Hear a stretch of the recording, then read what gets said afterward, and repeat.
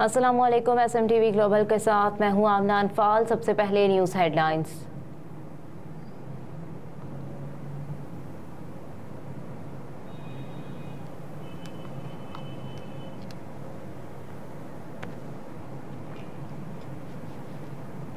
मुल्क में अभी बारिशों का एक और स्पेल आना बाकी है, फिर सर्दी का बाकायदा आगाज होगा। महकमा मौसमियात का कहना है कि मुल्क में अभी बारिशों का एक और स्पेल आना बाकी है।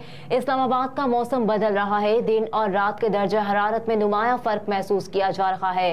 मौसम का हाल बताने वालों ने कहा कि सर्दी के बाकायदा आगाज में अभी एक और स्पेल आएगा। बारिशों के एक और स्पेल के बाद एक और स्पेल मुतवक्का है, जिस इसके बाद दर्जा हरारत में नुमाया तब्दीली आएगी। ड्राई स्पेल के बाद धुंध का सीजन शुरू होगा।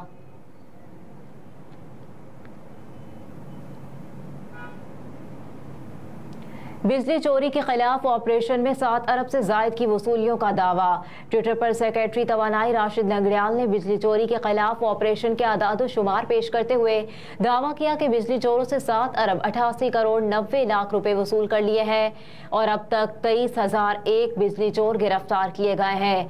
सेक्रेटरी तवानाई ने बताया कि बिजली चोरों के खिलाफ 15,047 FIR दर्ज हो चुकी। राशिद लंगड़ियाल ने कहा कि बिजली चोरी के खिलाफ मुहिम जुर्मानों और वसूलियों के लिए नहीं, मुफ्तखोरी के लिए रवैये में तब्दीली के लिए है।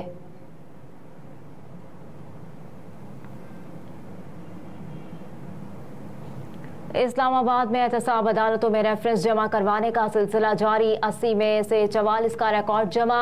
ज़राए के मुताबिक गुज़िश्ता रोज़ भी एहतसाब अदालतों में मज़ीद 18 रेफरेंसों का रिकॉर्ड जमा करवाया गया।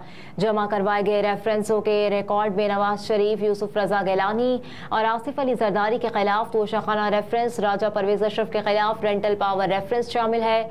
आसिफ अली जरदारी के खिलाफ 8 अरब रुपए की मशकूक ट्रांजैक्शन के रेफरेंस का रिकॉर्ड भी जमा करवा दिया गया। नैब ने कोयटा की एहतसाब अदालत में भी 70 रेफरेंस वापस भिजवा दिए। 3 अक्टूबर से एहतसाब अदालत 1 के जज रेफरेंसों की समाअत करेंगे। मुल्जिमान को हाजिरी के नोटिस भी जारी कर दिए गए।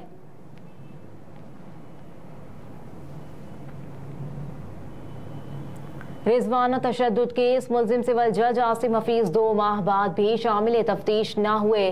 पुलिस ज़राए के मुताबिक इस्लामाबाद पुलिस ने कई बार तलब किया मगर मामला खतो किताबत और हुदूद व क़यूद में ही उलझ गया। केस का चालान अदालत में जमा कराया जा चुका मगर मुल्जिम सिविल जज आसिम हफीज को शामिल तफ्तीश करने में रुकावटों का सामना है।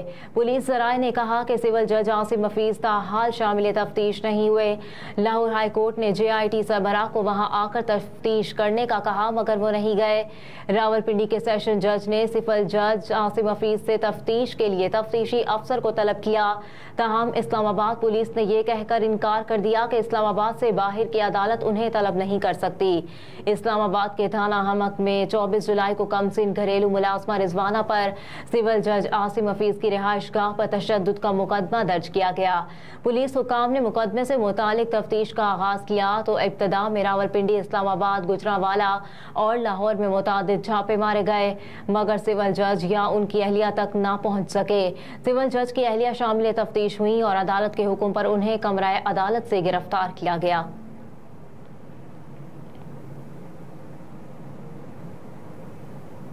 निगरान वज़ीर ख़ारजा जलील अब्बास जलानी ने कहा है कि भारत एक अरसे से खित्ते के मुल्कों के खुद मुख्तारी पर हमले करता आ रहा है। कनाडा के केस से भारतीय दखल अंदाजियाँ खुलकर दुनिया के सामने आ गईं। न्यूयॉर्क में अक़वाम मुत्तहिदा हेडक्वार्टर्स में प्रेस कॉन्फ्रेंस के दौरान निगरान वज़ीर ख़ारजा ने कहा कि हरदीप सिंह निज्जर के कत्ल ने भारत के चेहरे से निकाब उठा दिया है। एक सवाल के जवाब पर वज़ीर ख़ारजा ने कहा कि एशिया बहर अल-काहुल खुशहाल खित्ता है। हम एशिया बहर अल-काहुल के मसले में कोई साइड लेना नहीं चाहते। मजीद कहा कि हम चाहते हैं ये ऐसे ही पुरअमन रहे ताकि इलाकाई मईशत तरक्की कर सके।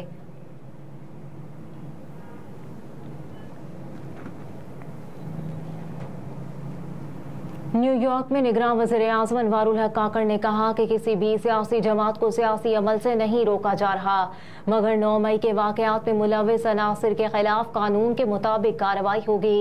न्यूयॉर्क में प्रेस कॉन्फ्रेंस करते हुए निगरान वज़ीर आज़म अनवारुल हक काकड़ ने कहा कि कोशिश है इलेक्शन तक मुल्क में कुछ निजकारी हो चुकी हो, गैर मुल्की सरमायाकारी आ चुकी हो ताकि नई हुकूमत को अपना मंशूर आगे बढ़ाने में आसानी हो।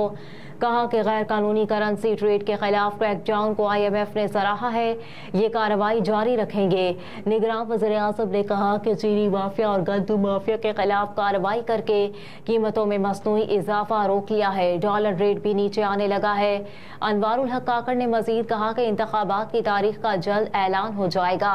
किसी भी सियासी जमात को सियासी अमल से नहीं रोका जा रहा, मगर 9 मई के वाकयात में मुलविस अनासिर के खिलाफ कानून के मुताबिक कार्रवाई होगी।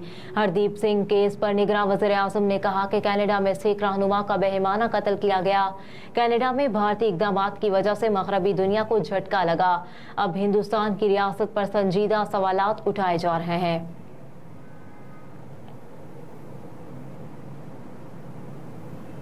जम्मू कश्मीर भारत का ना कभी था ना कभी होगा। पाकिस्तानी नुमाइंदा मिशन का भारत को भरपूर जवाब। न्यूयॉर्क में अक़वाम मुत्तहिदा में पाकिस्तानी मिशन की नुमाइंदा साइमा सलीम ने भारत को भरपूर जवाब देते हुए कहा कि जम्मू कश्मीर भारत का ना कभी था और ना ही कभी होगा।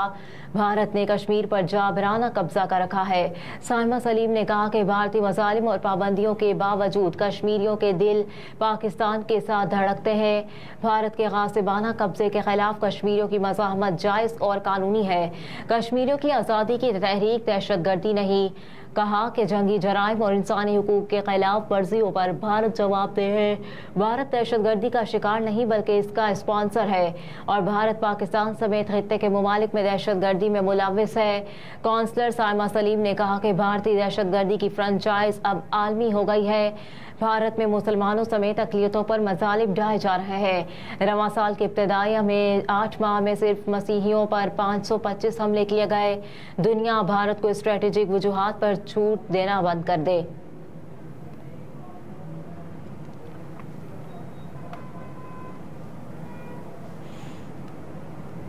अज़रबैजान से पाकिस्तान के लिए बराह रास्त परवाज़ों का आगाज़। पहली परवाज़ लाहौर पहुंच गई। रात 11:36 पर बाकू से पहली परवाज़ पर लाहौर के अल्लामा इकबाल एयरपोर्ट पर लैंड किया। एविएशन हुकाम के मुताबिक अज़रबैजान एयरलाइन की इफ्तिताही परवाज़ में बाकू से 15 मुसाफिर लाहौर पहुंचे। निगरान वज़ीर हवाबाजी और अज़रबैजान के सफ़ीर ने इफ्तिताही परवाज़ को खुशामदीद कहा, जबकि अज़रबैजान की इफ्तिताही परवाज़ को लाहौर एयरपोर्ट पर वाटर सैल्यूट पेश किया गया।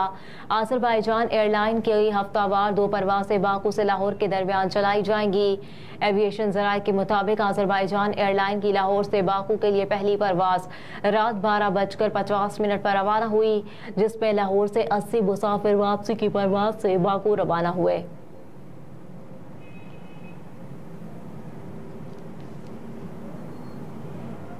पाकिस्तान की वनडे हुक्मरानी खत्म। भारत तीनों फॉर्मेट्स में पहले नंबर पर आ गया।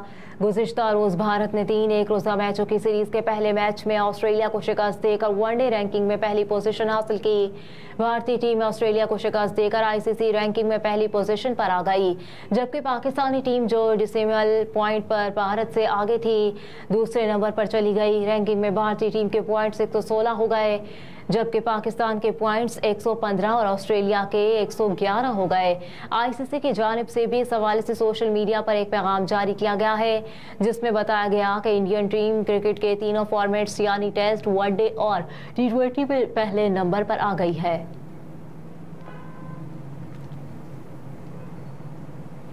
और नेपरा ने सेमाही एडजस्टमेंट कीमत में बिजली 3 रुपये 28 पैसे फी यूनिट महंगी कर दी। नेपरा ने सेमाही एडजस्टमेंट कीमत में बिजली 3 रुपये 28 पैसे फी यूनिट महंगी करने की मंजूरी दे दी है। नेपरा ने सेमाही एडजस्टमेंट से मुतालिक अपना फैसला विफाकी हुकूमत को भिजवा दिया और विफाकी हुकूमत की मंजूरी के बाद इजाफे का इतलाक हो जाएगा। नेपरा के मुताबिक इजाफे से डिस्कोस के सार्फिन पर 159 अरब रुपए का इजाफी बोझ पड़ेगा। ये इजाफा माली साल 2022-2023 के चौथी सेमाही एडजस्टमेंट की मद में किया गया। नेपरा ने कहा कि बिजली सार्फिन को 6 माह में इजाफी अदायगियां करना होंगी। बिजली सार्फिन अक्टूबर 2023 से मार्च 2024 तक अदायगियां करेंगे। नेपरा के मुताबिक सार्फिन को हर माह 3 रुपये 28 पैसे फी यूनिट के हिसाब से अदायगी करना होगी और इस इजाफे का इतलाक के इलेक्ट्रिक सार्फिन पर भी होगा। हेडलाइंस आप जान चुके। न्यूज़ स्टूडियो से फिलहाल इतना ही। आप देखते रहिए SM TV ग्लोबल।